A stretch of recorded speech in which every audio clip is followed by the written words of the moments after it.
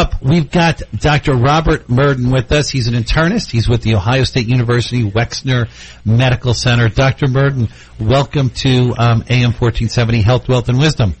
Thank you. Pleasure to have you here. So, driving, that's a tough one. As people get older, obviously, there's a lot of things that we sort of lose sight of. We lose our sight as well sometimes. We don't have the reflexes. What should people know about driving and safe driving as we get older? In general, just in terms of age, statistics show that drivers tend to be, on average, as good up until age 85 or so as younger drivers. In fact, the age over 85 has about the same number of accidents and troubles as the teenagers from 16 to 20. But anything below that still tend to be good drivers. So on average, people are good. There's no age at which suddenly somebody's a bad driver. But the frailties do make things a little more difficult.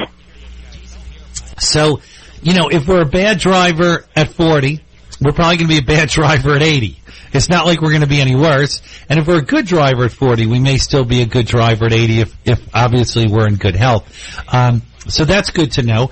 But are there early signs or symptoms people should watch out for in older family members when it comes to driving?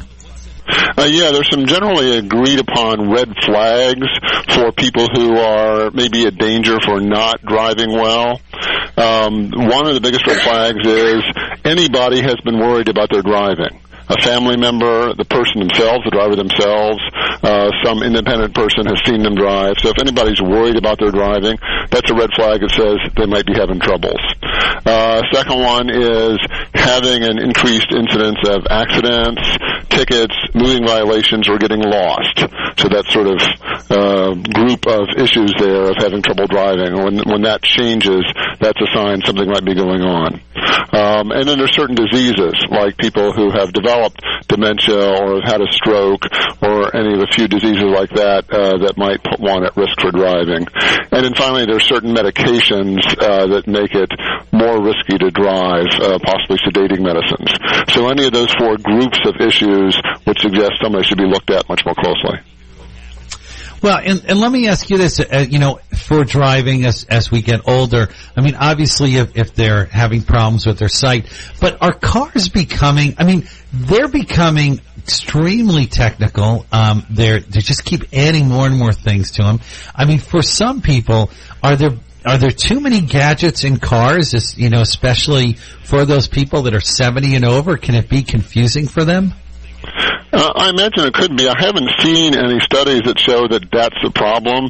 The changes in cars probably are not as extreme as some other technical changes. So it hasn't usually been reported as, well, there's a lot of accidents in older people because there's been a major change in their car.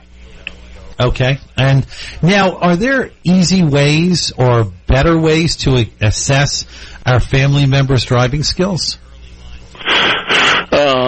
Easy ways, probably not. There's a lot of information out there for doctors in how to assess people if a family member brings someone in and says, I think dad or mom is having trouble driving. And that's usually the first step. We don't always usually suggest that somebody at home try to do some sort of assessment about whether their relative is a good driver, other than look for those red flags I mentioned in driving dangers. But there are a lot of different assessment tools available for doctors. Right. Well, and it's kind of interesting, when you talk about it, that, age doesn't make someone a bad driver. My grandfather drove until his 80s, and I remember he was like in his 60s, and I used to do some work with him every now and then, go on jobs with him, and he almost ran in the back of the car, and I said to my grandmother, I don't think he's driving. I don't know. I mean, what do you think? And she just looked at me and said, he's always been a horrible driver. It doesn't have anything to do with him being older. She just laughed. She goes, yeah, his driving stinks. But, so now, what advice do you have for families who just find themselves in a position that they've got to be the bad guys and take the keys away? Well, so the first piece of advice is to enlist the help of their doctor, because the doctor is not related to the family. If they take the person to the doctor says you got to stop driving, then maybe the doctor's the bad guy and the relative doesn't